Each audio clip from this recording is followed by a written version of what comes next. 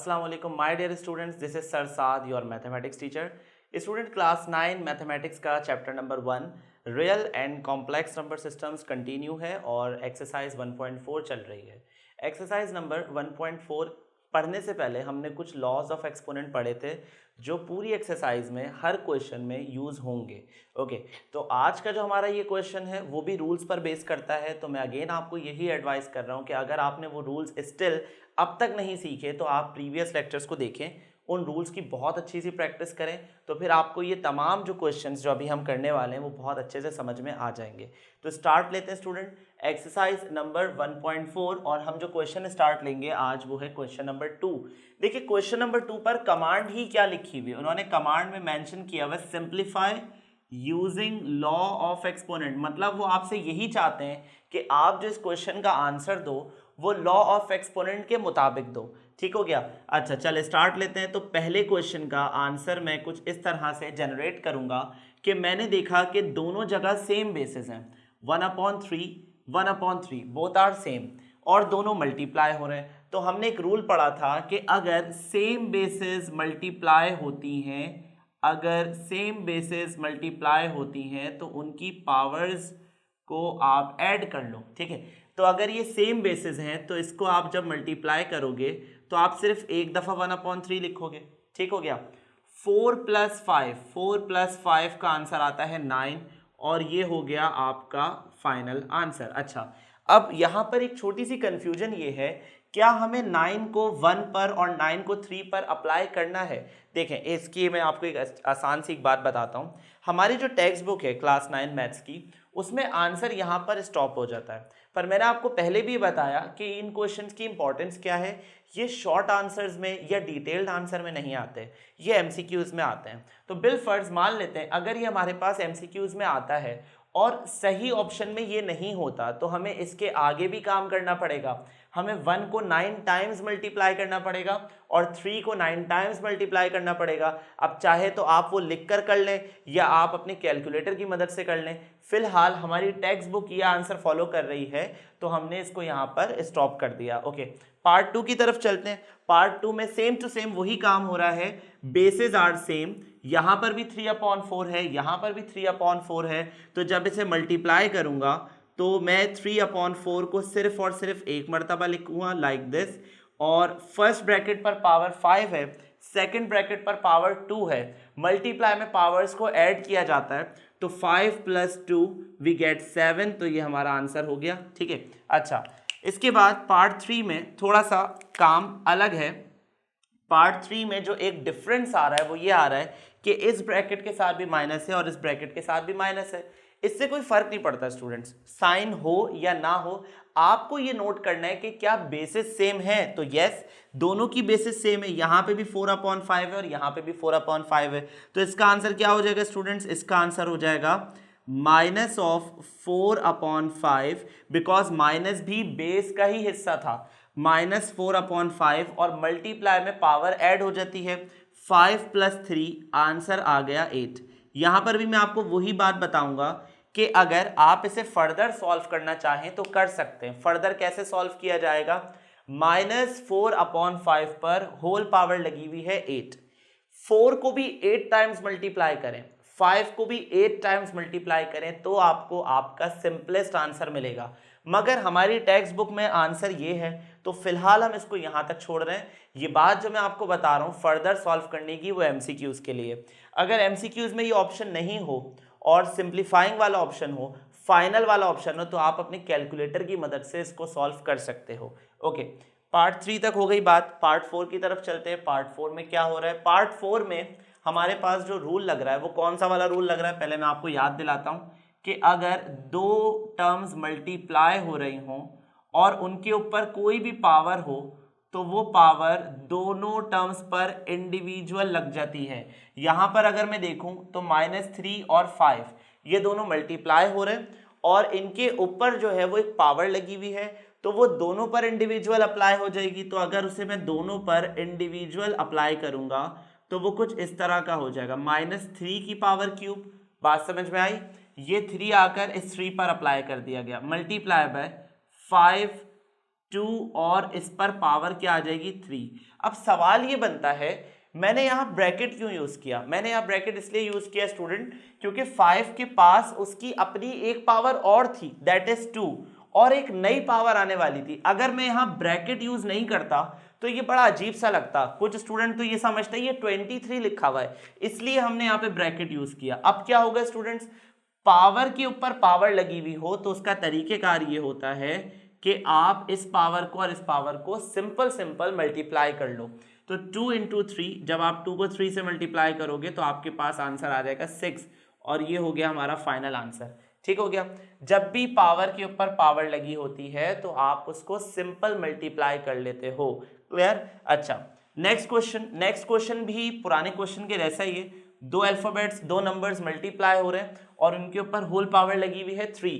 तो यहाँ पर हम लोग क्या काम करेंगे, यहाँ पर हम लोग ये करेंगे कि सबसे पहले 3 पर पावर अप्लाई कर दी मैंने, that is cube, multiply by 4, 2 और 3। अब आप समझ गए, हम लोग डायरेक्ट थोड़ा सा काम करेंगे इसमें।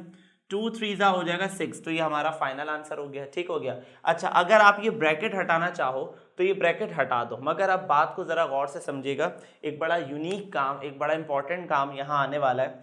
अगर आप ये ब्रैकेट हटाते हो तो ये जो 6 है वो 4 पर डायरेक्ट आ जाएगा। ऐसा है जैसे यहाँ पर ये जो 6 था ये 5 पर डायरेक्ट आ गया था, पर स्टूडेंट यहाँ 4 अकेला नहीं है, 4 के साथ माइनस साइन भी लगा हुआ है। तो इस माइनस साइन का क्या होगा? तो आइए जरा आपको एक बड़ी इंपॉर्टेंट बात बताऊं स्टूडेंट, जब भी माइनस साइन पर अगर आप ऑड पावर लगी हुई देखो, ऑड पावर किसे कहते हैं?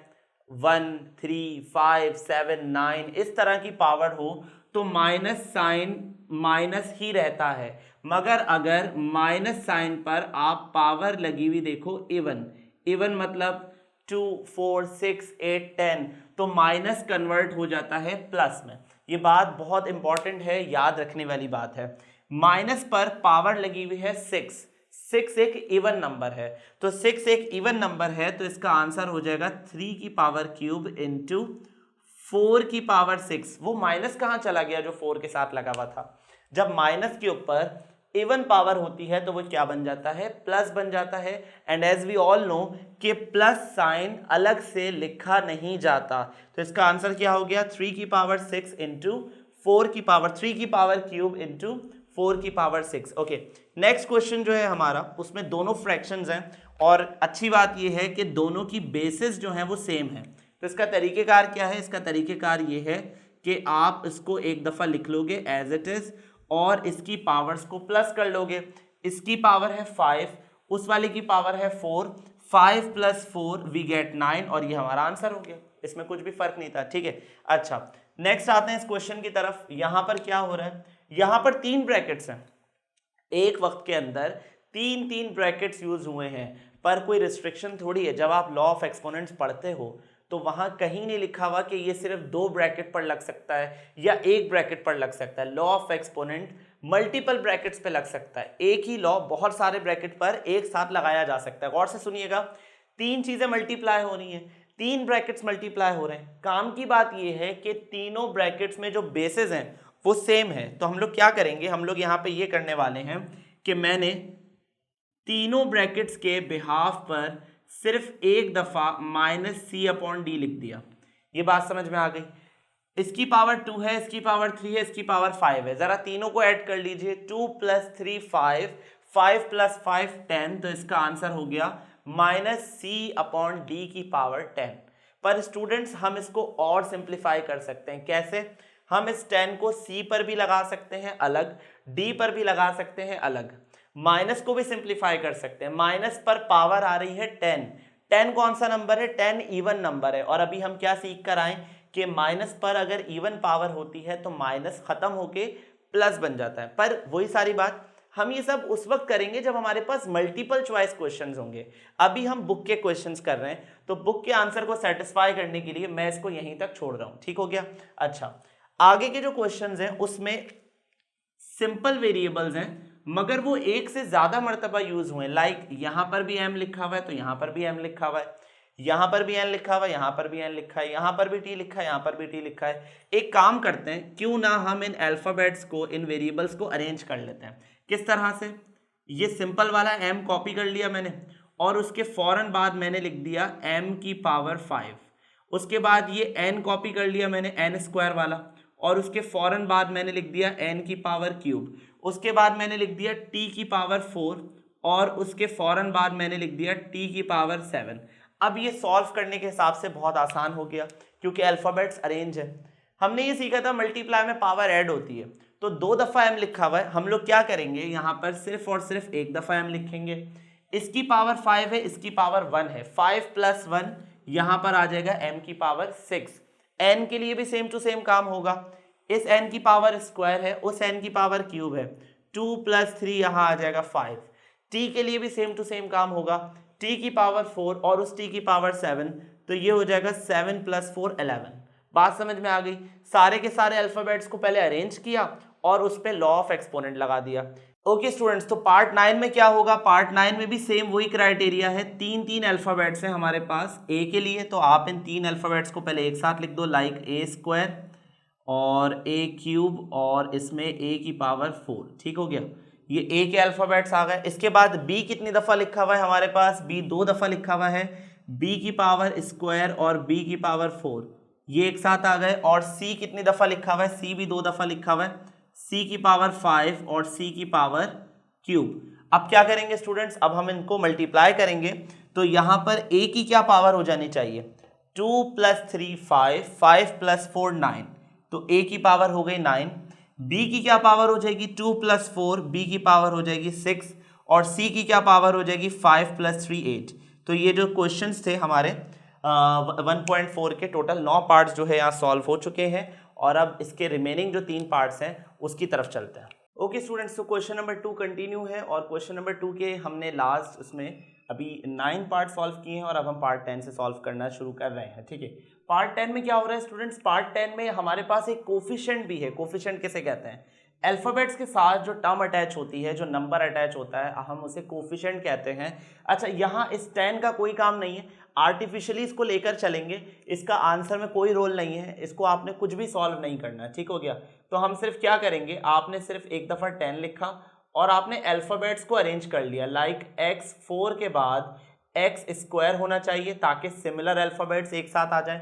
उसके आगे क्या है, y 6 के साथ y क्यूब को होना चाहिए ताकि सिमिलर अल्फाबेट्स एक साथ आ जाएं। और z की कोई पेयरिंग नहीं है, मतलब पूरे क्वेश्चन में z सिर्फ एक मर्तबा लिखा हुआ है, तो सिंपल इज दैट मैंने z को सिर्फ z लिख दिया, z स्क्वायर लिख दिया, ब्रैकेट लगाने की कोई ज़रूरत नहीं है z के इधर। ठीक हो गया। अच्छा, 10 x इंटू एक्स, ये हो जाएगा x की पावर 6, क्योंकि मल्टीप्लाई करते वक्त अगर बेसिस सेम हो तो पावर ऐड हो जाती है। 4 प्लस 2 यहाँ 6 हो गया। अच्छा, यहाँ क्या हो जाएगा, 6 प्लस 3 ये हो जाएगा 9, और z square as it is आ जाएगा, और ये हो गया आंसर। ठीक है, उसके बाद यहाँ पे देखते हैं यहाँ पे क्या हो रहा है, यहाँ पर भी सेम टू सेम वही क्राइटेरिया है, 3/5 को हम एज इट इज ले लेते हैं। ठीक है, एक r ये रहा, एक r ये रहा, तो r को पहले अरेंज करते हैं, r की पावर क्यूब और r की पावर 7। उसके आगे क्या है, एक s ये रहा, एक s ये रहा, तो s को अरेंज करते हैं, s की पावर स्क्वायर और s की पावर स्क्वायर अगेन। उसके बाद क्या है, लास्ट में सिर्फ t लिखा हुआ है, t चेंज नहीं होगा क्योंकि t सिर्फ एक मर्तबा लिखा हुआ है, तो इसका ओवरऑल आंसर क्या हो जाएगा, इसका ओवरऑल आंसर हो जाएगा 3/5 r की पावर 10, s की पावर 4 और t की पावर स्क्वायर, और ये हो गया इसका आंसर। ठीक है, ओके। इस पार्ट में, पार्ट 12 में जो कि हमारा लास्ट पार्ट है, उसमें हमारे पास 3 ब्रैकेट्स हैं, तीनों के साथ माइनस है, और फाइनली बाहर भी एक माइनस और लिखा हुआ है। तो अगर हम इसको सॉल्व करते हैं तो इसका क्राइटेरिया क्या है, 3 ब्रैकेट्स हैं स्टूडेंट्स, तो आपने सिर्फ और सिर्फ एक दफ़ा लिख दिया -l/m। ओके, यहाँ तक बात समझ में आ गई। पावर क्या है students, 4 plus 5 plus 3, 4 plus 5 9, 9 plus 3 12, तो यहाँ पर हो गया -l/m की पावर क्या हो गई, 12 पावर हो गई। मगर स्टूडेंट्स अगर आप ऑब्जर्व करो तो बाहर भी एक माइनस और लगा हुआ है। तो स्टूडेंट्स जब हम इसको चेंज करेंगे तो इसको चेंज इस तरह से किया जाएगा कि माइनस पर अगर इवन पावर होती है तो वो प्लस बन जाता है, तो इसका आंसर हो जाएगा -l/m की पावर 12। मगर हमारी जो क्लास 9 की बुक है मैथ्स की, उसमें ये माइनस को स्किप करके उन्होंने यहाँ पे शो नहीं कराया। अब हो सकता है कि क्वेश्चन में करेक्शन हो कि यहाँ माइनस ना हो, या हो सकता है कि आंसर में करेक्शन हो कि यहाँ माइनस आना चाहिए। अगर आप बुक को देखेंगे तो यहाँ पर माइनस अपेयर नहीं हो रहा, पर अगर हम लॉजिक के मुताबिक चलें तो बाहर एक माइनस था जिसे बाहर इंक्लूड करना चाहिए। तो स्टूडेंट्स, हमारी एक्सरसाइज 1.4 यहाँ पर कंप्लीट हो गई और इंशाल्लाह ताला हम नेक्स्ट वीडियो लेक्चर में क्वेश्चन नंबर 3 से स्टार्ट लेंगे। तो एक्सरसाइज नंबर 1.4 कंटिन्यू है, तो प्रैक्टिस करते रहिए, वीडियोस देखते रहिए, अपना ख्याल रखिएगा। अल्लाह हाफ़िज़।